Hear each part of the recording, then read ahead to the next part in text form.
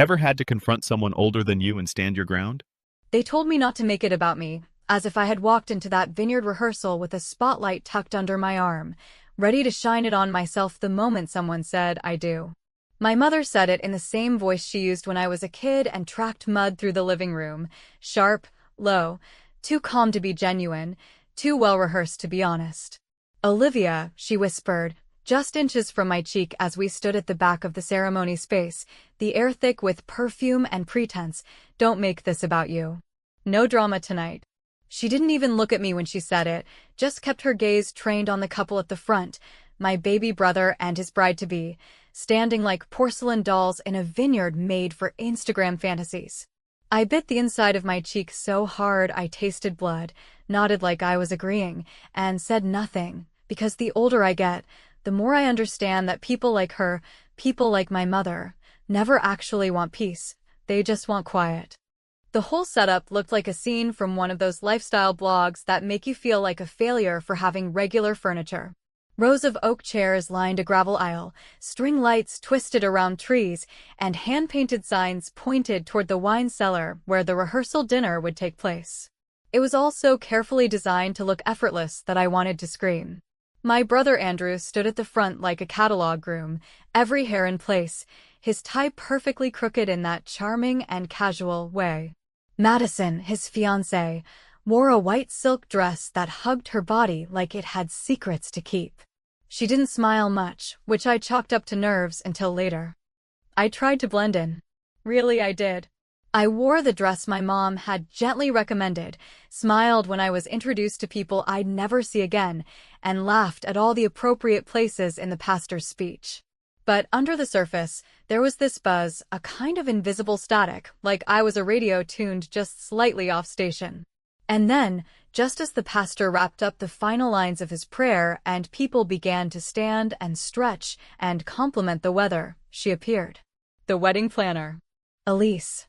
Elise was young, but not stupid young. You could tell she'd done enough of these events to know where the skeletons hid and how to keep them from dancing. She walked with that quick but careful pace of someone who knows a single misplaced napkin could unleash a meltdown.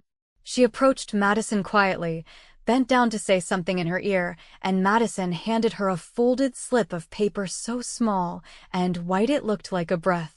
Elise turned and walked, not to the altar, not to the table of name cards or the box of programs, but directly toward Andrew. Only she didn't reach him. She reached me. "I'm sorry," she said softly, her eyes starting to make sure no one else was watching. "The bride asked me to hand this to the groom, privately. Can you get it to him without attracting attention?" And that's when it happened. That's when everything, just for a second, froze. The air, the sun, the breath in my lungs, even the birds stopped chirping. The room, if you could call that open-air courtyard a room, fell under a sudden, suffocating silence. I took the note from her hand without answering, nodded like a dutiful older sister, and felt my entire body go cold. Because it was happening again. The exact same shape of a story I'd lived before, different setting, different faces, same feeling. The paper was warm from Madison's palm, but in mine it burned like ice. I didn't even look down at it. I didn't need to, not yet. I already knew it wasn't a list of last-minute vows or a love note. You don't ask someone to deliver a love note in private. I walked toward Andrew, who was talking to our cousin about a fishing trip they took as kids, the kind of golden boy nostalgia I was never invited into. I could have handed him the note right then. Should have.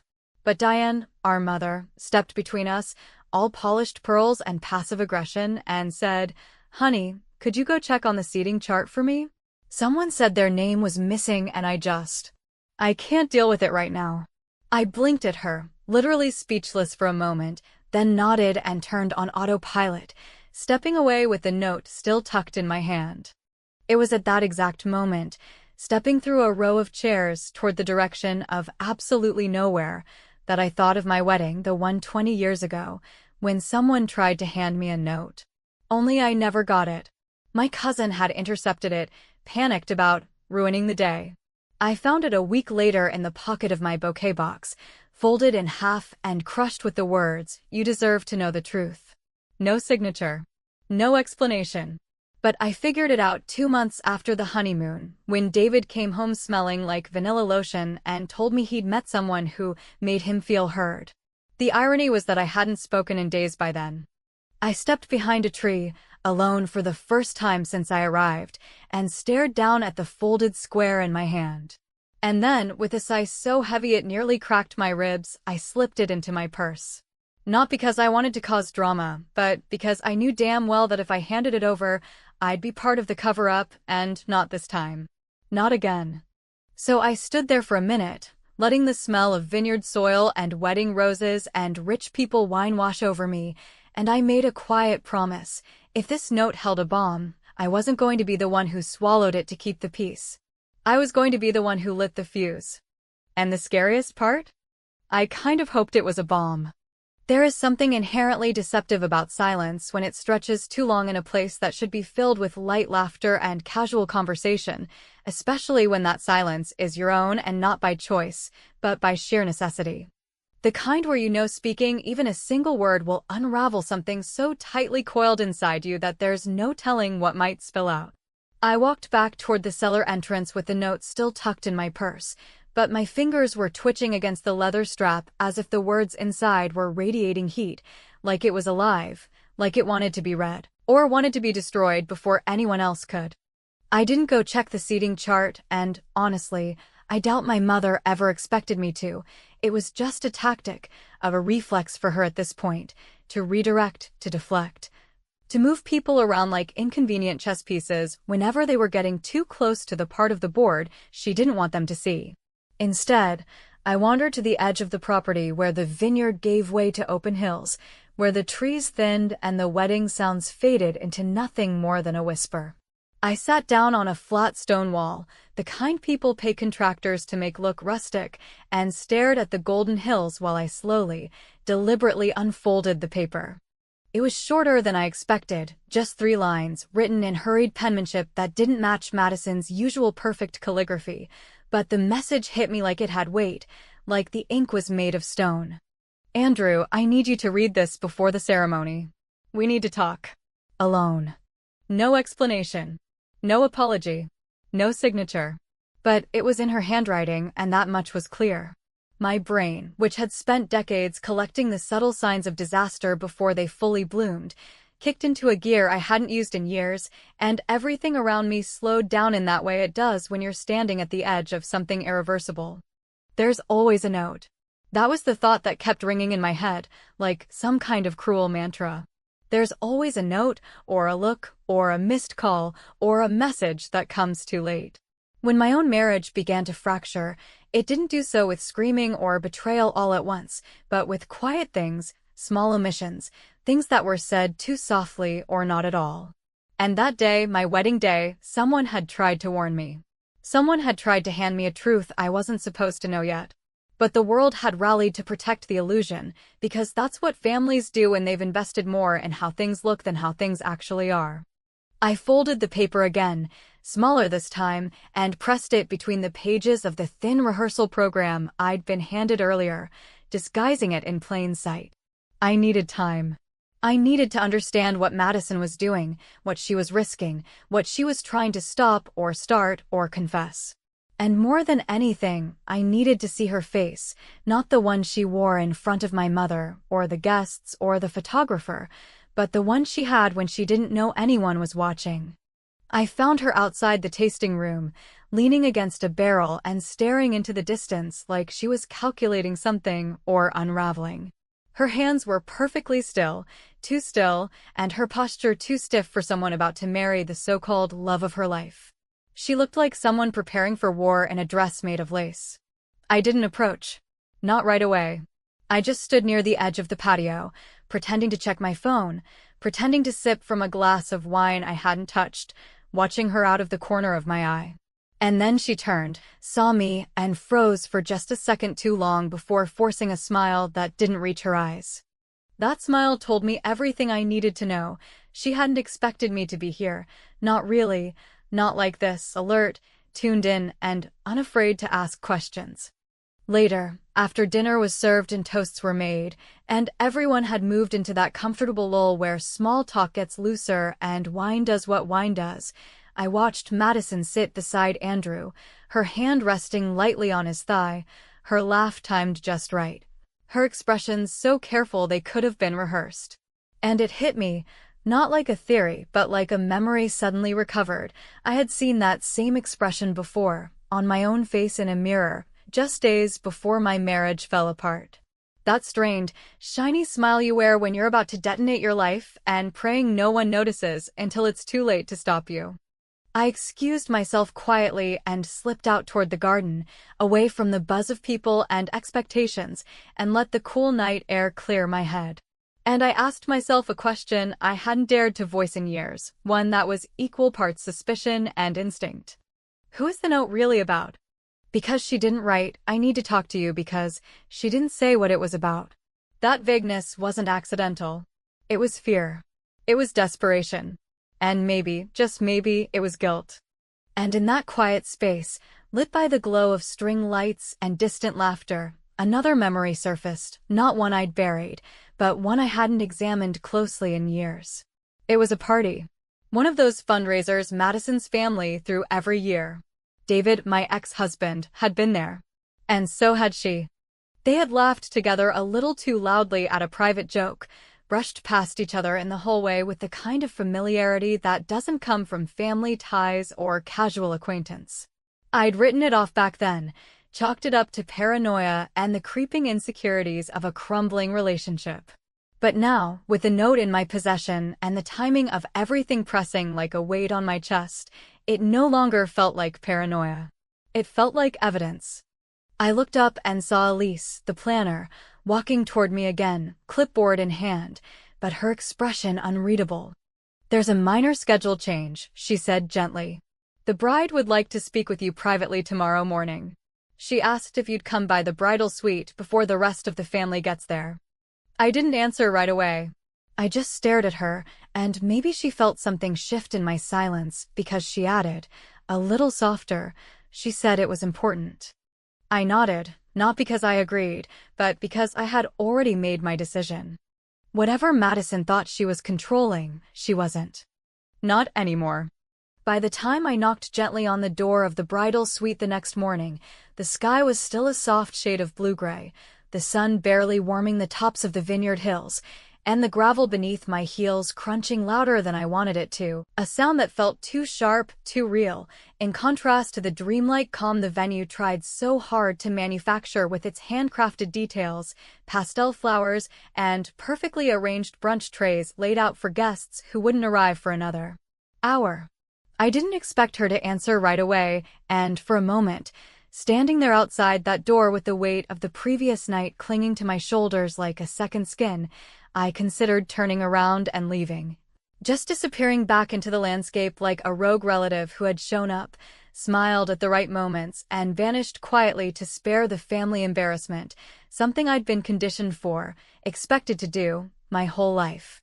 But something deep inside me, the part of me that had grown sharp and unmovable through years of being silenced, blamed, and disregarded, refused to retreat this time. Not after what I had seen. Not after what I had begun to piece together. The door opened with a soft creak that didn't match the tightness in my chest, and there she stood, barefoot, in a thin robe that looked expensive enough to warrant its own dry cleaner, her hair not yet curled, no makeup to disguise the deep shadows under her eyes. For the first time, Madison didn't look like someone about to step into a fairy tale. She looked like a woman on the edge of a decision so monumental that even breathing around it felt dangerous. She stepped aside silently to let me in, her eyes not meeting mine at first, and I entered the room slowly, deliberately, letting the air settle behind me like a drawn curtain closing off the outside world. There was no preamble, no polite exchange, no performative affection. She closed the door, turned her back to it, and stood there for a moment with her hand still resting on the handle like she might change her mind and bolt if the wrong word slipped out between us. And I watched her carefully, every twitch of her fingers, every shallow breath, every dart of her gaze as she tried to look anywhere but at me. "I didn't know he'd be here," she said finally, her voice hoarse and small, like it had been worn down by too many nights of whispering into pillows that couldn't answer back. I didn't invite him. I didn't even know you two were, she stopped herself, corrected. That you used to be married. And just like that, it was no longer a suspicion lodged in my chest like a splinter. It was a truth, raw and undeniable, hanging in the space between us like smoke that neither of us could wave away. The way her throat tightened when she said it, the shame tucked beneath her words, the way her hand twitched slightly on the door, I knew. I didn't have to ask. I didn't need a confession spelled out in neat paragraphs. I had seen enough women fall apart slowly to recognize the signs when they were still trying to hold themselves together with grace and plausible deniability. How long? I asked, my voice steadier than I expected, not cold, not cruel, just tired. She didn't answer right away, but when she did, it came out all at once, a rush of guilt and memory and dread. It wasn't supposed to be anything. It started before I knew who you were. It ended before Andrew and I got serious. I didn't even know you were related until a year ago. By then, it was over.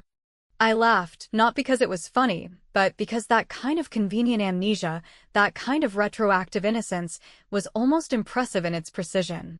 It was never over, I said, and I didn't need her to agree. I saw it in the way her shoulders dropped, in the way she exhaled like someone who'd been holding their breath for far too long. Madison moved to sit on the edge of a white leather bench at the end of the bed, her hands folded in her lap, trembling just slightly, as though admitting it had opened a crack in her carefully composed exterior. He said you wouldn't be here. That you weren't close with Andrew. That you were distant. Not involved. I shook my head, stepped closer, looked down at her in that fragile robe with her perfect life unraveling around her ankles, and said what I had never said to any of the women who came after me, not the ones who flirted too long, or touched his arm too casually, or laughed just a little too intimately. You didn't ruin me, I said. He did that all by himself. She looked up at me then, eyes wide, glassy, and filled with something that hovered between relief and devastation. But I wasn't done. I crouched slightly so we were level, and I held her gaze without flinching. But if you think I'm going to watch you marry my brother and drag him through the same kind of nightmare while pretending to be the blushing bride, you don't know me as well as you think. Madison nodded slowly, as if she had already made peace with the fact that this conversation, this moment, was going to change the shape of the rest of her life, whether she walked down that aisle or not.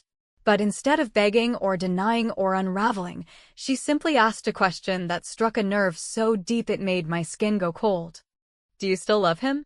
And for a long, long second, I didn't know who she meant, my brother or my ex-husband. Maybe she didn't either. Maybe that was the point. I stood up, brushed the non-existent dust off my dress, and turned toward the door, my heart suddenly too loud in my chest.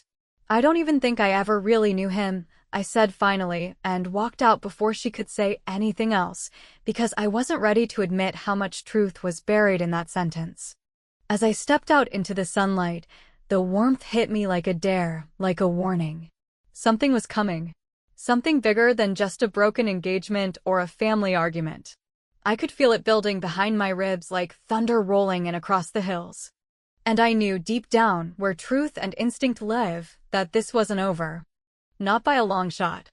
There's a particular kind of nausea that comes not from illness, or even from shock in its purest form, but from that slow, dawning awareness that the walls of your own reality are quietly, methodically collapsing in on you. Not with some grand explosion or melodramatic climax, but with a kind of surgical precision, like someone, somewhere, has spent years removing support beams you didn't even know were holding you up. That's exactly how I felt when I walked out of that bridal suite, the scent of curling irons and florals still lingering in my clothes, the sun too bright for what I had just heard, and my entire body buzzing with a kind of disoriented fury that doesn't erupt so much as it seethes, burning slow and deep beneath the surface like magma under cracked stone. The thing about David, the thing no one ever truly understood except maybe me, was that he never needed to raise his voice or break a dish or leave bruises behind to ruin someone. He didn't deal in chaos. He dealt in calm, in subtle redirections, in affectionate tones that carried knives hidden behind every compliment. David was the kind of man who could convince you that your gut instinct was a paranoid fantasy, that your memory of events was flawed, that your emotions were not only too much, but entirely unjustified, and he did it all with a smile. With hands that never trembled, with a voice that sounded like logic and smelled like safety. And that was what made him dangerous. Not the affairs. Not the lies. But the way he convinced people, women, specifically, to doubt their own eyes, their own ears, and eventually themselves. When I saw him later that day, I wasn't surprised, not really. I think some part of me had already known he would be there, that someone like David wouldn't miss the chance to insert himself into a weekend so rich with vulnerability and shifting power dynamics. He was dressed in that effortless way he always was, clean-shaven, tailored shirt, no tie, open collar, like he'd just wandered in from a magazine spread about successful middle-aged men who paddleboard on weekends and give TED Talks about leadership. He was standing near the back garden, talking to one of Madison's uncles, probably charming the hell out of him, probably telling a story that made him seem important without sounding like he was bragging. Because David always knew how to make himself the center of attention without ever looking like he was trying to be. I didn't approach him immediately, not because I was afraid, that ship had sailed long ago, but because I needed to be sure. I needed to watch. I needed to confirm with my own eyes that he still moved through a room with the same practiced ease, the same deliberate warmth, and the same calculating charm that had once drawn me in so tightly I didn't notice how fast I was disappearing. And then I saw it, the glance. That flicker of recognition in his eyes when he caught sight of me across the courtyard, the way he paused for half a second, as if recalibrating, before smiling and giving a polite, distant wave. He didn't approach, and that was telling. Because David, for all his faults, was never careless. If he didn't walk toward me, it was because he sensed I wasn't someone he could disarm anymore, at least not easily. But I did walk toward him. Slowly. Deliberately. I watched his body language shift, just slightly, as I approached. He straightened his posture, adjusted his cuff, tilted his head in that familiar half-curious, half-amused way, the one he used to wear whenever I was upset, and he was preparing to make me feel irrational. "Well," he said, his voice still that same low, confident purr, "I'd be lying if I said I expected to see you here." "You'd be lying anyway," I said, my voice even, my hands still, my expression unreadable. He laughed, soft, practiced, no real amusement behind it. Still sharp. I didn't reply. I just stared at him, waiting, and eventually, he filled the silence the way men like him always do, not because they have something to say, but because they can't stand not controlling the narrative. "Look, I don't know what you think you know, or what Madison told you." "You were sleeping with her," I interrupted, not loudly, not with drama, just with precision, like I was stating a time or a date. David didn't deny it. Not in any real way. He sighed, rubbed the bridge of his nose, and muttered something about context and complexity, as if the betrayal of both a marriage and a family could be reduced to a misunderstanding, something messy, but ultimately harmless. But the thing that struck me most, the thing that made my stomach twist in a way that no amount of therapy or time had prepared me for, was the absence of guilt. There was no remorse in his voice, no regret in his eyes. Just the same familiar confidence, the same self-assured smirk that told me he still believed, deep down, that he hadn't done anything truly wrong. That everyone in his orbit had simply misunderstood his intentions, exaggerated his actions, blown things out of proportion. "You don't get to do this again," I said quietly, and his brow furrowed, just slightly, the only crack in the armor. "You don't get to walk in, smile, and expect the people you've hurt to make room for you at the table. Not this time." David's voice dropped a register, and he leaned in, too close, his breath cool and clean like he'd planned this moment in front of a mirror. "Olivia, don't make a scene. You never did handle things gracefully." I smiled then, not because I was amused, but because it confirmed everything. The words, the posture, the implication that I was emotional, difficult, dramatic, it was all there. Still intact. Still polished. "I'm not going to make a scene," I whispered. "I'm going to make a point." And then I turned and walked away, Not because I was done, far from it, but because I needed him to know that the next move was mine. I could feel the shift already, subtle but seismic. For the first time in years, I wasn't reacting. I wasn't surviving. I was planning. That evening, as the sun dipped low and painted the vineyard in gold, I found Elise by the equipment tent, clipboard in hand, headset still clinging to her ear. I pulled her aside gently, told her I needed to change something in the reception schedule. Her brow lifted, confused, but I saw curiosity spark in her eyes as I laid out my request. "I want to give a toast," I said. "You're not on the list." "I know, but you're going to put me on it." She studied me for a long moment, and then, slowly, she nodded. And in that nod, I knew the fuse was lit.